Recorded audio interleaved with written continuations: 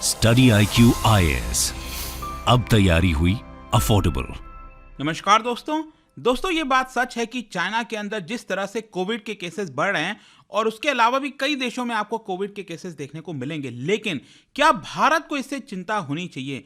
क्योंकि ऑब्वियस सी बात है, चाइना एक बहुत बड़ा पड़ोसी देश है, हमारा बगल में ही है, और अगर कोई भी केसेस बढ़ता है तो उसका डायरेक्ट इंपैक्ट भारत की तरफ से भी आ सकता है। But let me tell you, यहाँ पर जितने भी एक्सपर्ट्स हैं और जो भी चीज़ें मेरे सामने है वो मैं आपको साइंटिफिक तरीके से, लॉजिकल तरीके से बताऊंगा कि जिस तरीके का वेव चाइना के अंदर आपको देखने को मिल रहा है वो आपको शायद भारत में देखने को नहीं मिलेगा। तो इसके रीजंस क्या हैं, वैक्सीन से लेकर हर एक चीज मैं आपको बताऊंगा।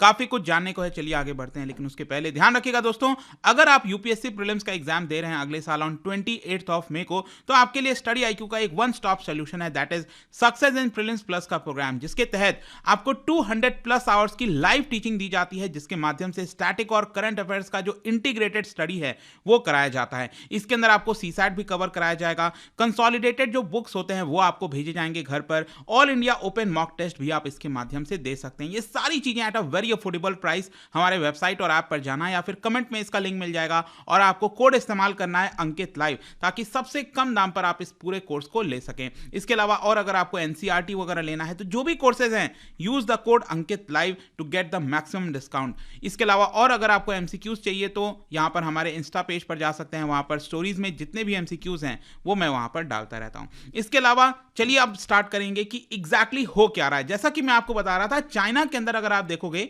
तो अभी भी वहां की जो मिनिस्ट्री है, वहां की जो सरकार है, वो कोविड के केसेस को छुपा रही है, साफ बात है। लेकिन यहां पर जितने भी फिगर सामने आ रहे हैं, जो तस्वीरें सामने आ रही हैं, इसमें साफ दिख रहा है कि अचानक से जिस तरह का रिलैक्सेशन किया गया है चाइना के अंदर, वहां पर कोविड के केसेस बढ़ गए हैं। जिस प्रकार से जो टेम्पररी हॉस्पिटल्स वगैरह हैं जो बनाए जा रहे हैं, वो साफ दिख रहा है कि वहां पर केसेस बढ़ रहे हैं। और सिर्फ वहीं पर नहीं, Japan, south Korea, Brazil, US में भी कुछ हद तक आपको जो कोविड के केसेस हैं बढ़ते हुए देखने को मिलेंगे।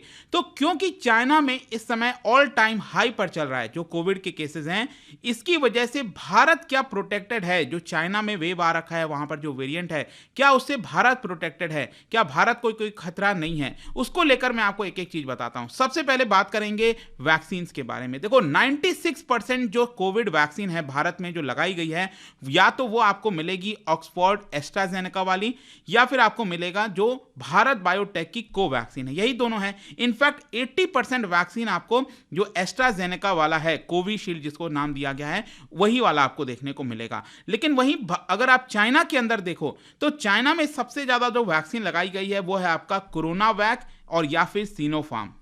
तो यहां पर बेसिकली हमें क्या अंतर देखना है कि एस्ट्राजेनेका वाली जो वैक्सीन है, जो कि भारत के अंदर जो सीरम इंस्टीट्यूट बना रही है, वो वैक्सीन कितना इफेक्टिव है, और जो चाइना के अंदर ये कोरोना वैक है वो कितना इफेक्टिव है। क्योंकि चाइना में भी सबसे ज्यादा इसी को लगाया गया है, भारत में भी सबसे ज्यादा एस्ट्राजेनेका को लगाया गया है। तो इसको लेकर 1 मिलियन पीपल, 10 लाख लोगों पर यहां पर सैंपल लिया गया था, स्टडी किया गया था ब्राजील के अंदर, और उसमें ये चीज पता लगा कि यंग पीपल के अंदर जो कोरोना वैक है चाइना का और जो भारत का एस्ट्राजेनेका वाला है कोविशील्ड, वो लगभग दोनों सेम इफेक्टिव है। ध्यान रखिएगा, यंग पीपल में। लेकिन सबसे ज्यादा प्रॉब्लम अगर आपने देखा होगा भारत में या फिर कहीं पर भी, जो सबसे ज्यादा मृत्यु हो रही है वो आपको ओल्डर पॉपुलेशन में देखने को मिलेगी, क्योंकि उनकी इम्यूनिटी कम हो जाती है। अब यहीं पर सबसे बड़ा खेल आ जाता है। यहां पर अगर आप देखोगे तो कोविड से प्रोटेक्ट करने के लिए जो कोरोना वैक है चाइना के अंदर, 80 साल के ऊपर के लोगों में जो इफेक्टिवनेस है वो सिर्फ 30% है, और डेथ के मामले में इफेक्टिवनेस में वो सिर्फ 45% है। और वहीं भारत की जो ऑक्सफोर्ड वाली एस्ट्राजेनेका है वो कोविड से प्रोटेक्ट करने के लिए 67% इफेक्टिव है, और डेथ के अगर हम पर्सपेक्टिव में देखें इफेक्टिवनेस तो वो 85% है। तो ये साफ यहां पर आपको देखने को मिलेगा, भारत के अंदर जो वैक्सीन लगाई जा रही हैं वो कहीं ज्यादा इफेक्टिव है इन कंपैरिजन टू चाइना के अंदर जो वैक्सीन लगाई जा रही हैं। इसके साथ साथ यहां पर एक और ट्विस्ट मैं आपको बताता हूं, जो कि चाइना के लिए सबसे बड़ा चिंता का खबर है। वो ये है कि चाइना में सबसे ज्यादा जो वैक्सीन है वो आपका यंगर पॉपुलेशन में ही लगाया गया है। वहीं भारत के अंदर यहां पर आप देखोगे सबसे ज्यादा जो वैक्सीन है, मतलब ओल्डर पॉपुलेशन को हमने सबसे ज्यादा कवर करने की कोशिश की है। चाहे आप बूस्टर डोज देखो, सेकेंड डोज देखो, जो ओल्डर पॉपुलेशन है वहां पर हमने पूरी तरह से कोशिश किया है कि जो वैक्सीन है उसका कंप्लीट कवरेज हो। लेकिन चाइना में ऐसा नहीं है और इसी की वजह से चाइना में आपको ज्यादा प्रॉब्लम देखने को मिलेगा। लेकिन ऐसा नहीं है कि भारत के साथ कोई दिक्कत नहीं है। देखो भारत में क्या प्रॉब्लम है वो मैं आपको बताता हूं।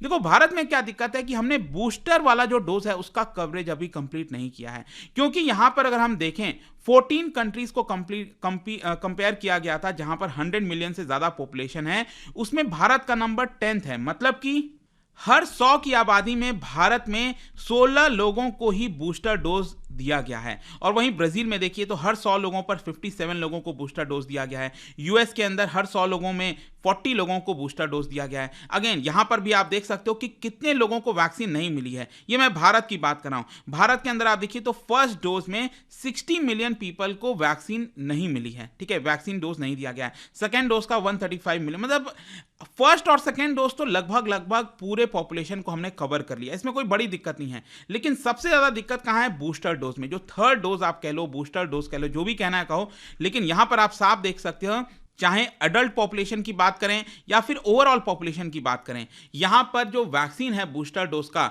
वो नहीं लिया गया है ज्यादातर लोगों के द्वारा। और ये थोड़ा सा चिंता की खबर है भारत के लिए। लेकिन चाइना का मैंने आपको कंपेयर करके बताया, यहां पर चाइना के लिए सबसे ज्यादा दिक्कत है, क्योंकि एक तो पहली बात उनकी जो वैक्सीन हैं ओल्डर पॉपुलेशन में इतना इफेक्टिव नहीं है, और यहां पर इन्होंने वैक्सीन यंगर पॉपुलेशन में ही ज्यादा लगाया, ओल्डर पे उतना फोकस नहीं किया। इनफैक्ट भारत के अंदर आप देखोगे जो बूस्टर डोज दिया गया है वो ज्यादातर ओल्डर पॉपुलेशन को दिया गया है बजाय यंगर पॉपुलेशन को। और कहीं ना कहीं स्ट्रैटेजी सही भी है, क्योंकि इम्यूनिटी आपको ओल्डर पॉपुलेशन में कम देखने को मिलेगी। अब दूसरा जो कारण है कि भारत में कोविड जैसा वेव नहीं होगा, उसका एक मेन चीज है वो है नेचुरल इम्यूनिटी। देखिए भारत अगर आप देखोगे तो जिस तरह से वेव आए थे भारत के अंदर अलग अलग कोविड के, चाहे Omicron, first wave, second wave, third wave, तो इसकी वजह से क्या हुआ, ज्यादातर लोगों को भारत में जो कोविड है वो ऑलरेडी हो चुका है, और हमने यहां पर वैक्सीन का जो इम्यूनिटी होता है उसके साथ साथ जो नेचुरल इम्यूनिटी है उसको भी प्राप्त कर लिया है। यहां पर आप देख सकते हो, मैं आपको एग्जांपल दिखाता हूं। दिसंबर 20 तक जो आंकड़ा है हमारे पास वो ये है कि चाइना में सिर्फ 2 मिलियन पॉपुलेशन को, सिर्फ 2 मिलियन 20 लाख लोगों को ही कोविड हुआ। लेकिन भारत में आप देख सकते हो ये टोटल केसेस 45 मिलियन है, कहीं ज्यादा है। इनफैक्ट इस चार्ट में भी आप देख पाओगे भारत में अलग अलग वेव आया था, फर्स्ट वेव, सेकेंड वेव तो बहुत ही खतरनाक, उसके बाद थर्ड वेव आ गया, इस तरह से आपको देखने को मिलेगा। लेकिन अब यहां पर आप देखिए चाइना का जो केस है वो अब ऑल टाइम हाई पर हो गया, ये आप देख रहे हो ना यहां पर, और ये अगर आप देखोगे तो यहां पे जो भारत का है वो फ्लैट हो गया एकदम। मतलब कि भारत में ऑलरेडी बहुत से लोगों को ये हो गया और इसकी वजह से हमने नेचुरल इम्यूनिटी पा ली, लेकिन चाइना में ऐसा नहीं हो पाया और इसीलिए चाइना में इतनी बड़ी प्रॉब्लम आपको देखने को मिल रही है। फिर तीसरा मैं आपको एक और कारण बताता हूं जिसकी वजह से भारत में चाइना जैसा वेव देखने को नहीं मिलेगा। उसका कारण यह है कि चाइना में जिस वेरिएंट की वजह से वेव आया है इस समय, वो है आपका ओमिक्रॉन का सब वेरिएंट, जो कि हम BF7 की बात कर रहे हैं। अब देखो BF7 अगर आप भारत में देखोगे तो ऑलरेडी हमने यहां पर टेस्ट किया था जुलाई का एक सैंपल था हमारे पास, और वो ऑलरेडी सैंपल भारत में मौजूद था। इस समय ऑलरेडी हमारे भारत में जो BF7 के सब वेरिएंट है वो फैले हुए होंगे, भले ही उतना डिटेक्ट हुए हैं नहीं हुए हैं, लेकिन ऑलरेडी हैं। कहने का मतलब यह है कि ओमिक्रॉन के ज्यादातर सब वेरिएंट भारत के अंदर आपको देखने को मिलेगा। ऑलरेडी हमारी जो पॉपुलेशन है वो प्रोटेक्टेड है, लेकिन चाइना में ये वेरिएंट अभी नए तरीके से इमर्ज हुआ है और इसी की वजह से वहां पर ये इतना ज्यादा पैनिक क्रिएट कर रहा है। लेकिन इन सारी चीजों में एंड कंक्लूजन क्या निकलता है? क्या हमें रिलैक्स हो जाना चाहिए? बिल्कुल भी नहीं। इस वीडियो बनाने का मतलब ये नहीं है कि हम एकदम रिलैक्स हो जाएं, बेफिक्र हो जाएं, ऐसा नहीं है। जैसे कि आप देख रहे होगे भारत सरकार भी अब यहाँ पर कोशिश करी है, जैसे इंटरनेशनल पैसेंजर्स हैं उनकी अब रैंडम टेस्टिंग की जाएगी। यहाँ पर दिल्ली में अरविंद केजरीवाल जी वो भी यहाँ पर बैठक बुलाए हैं। आज प्राइम मिनिस्टर मोदी जी भी जो है बैठक करने वाले हैं कोविड को लेकर, क्या करना चाहिए, आगे स्ट्रैटेजी क्या होनी चाहिए।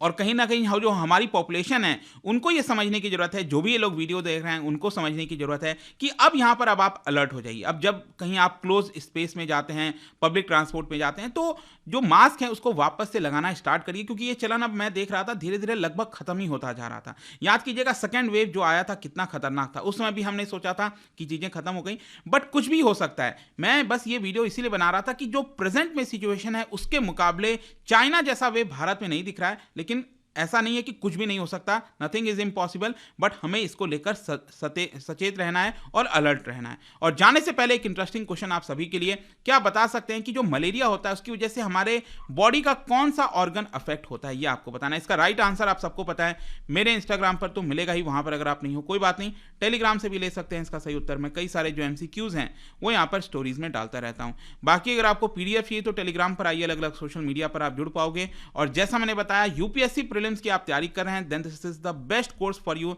That is SIP+। ये आपको कोड इस्तेमाल करना है अंकित लाइव हमारे वेबसाइट और ऐप पर, और इसको आप मैक्सिमम डिस्काउंट में ले सकते हैं। आई होप कि वीडियो आपको पसंद आया होगा। मिलता हूं आपसे next time, till then thank you very much, see you soon. Study IQ IAS, अब तैयारी हुई अफोर्डेबल।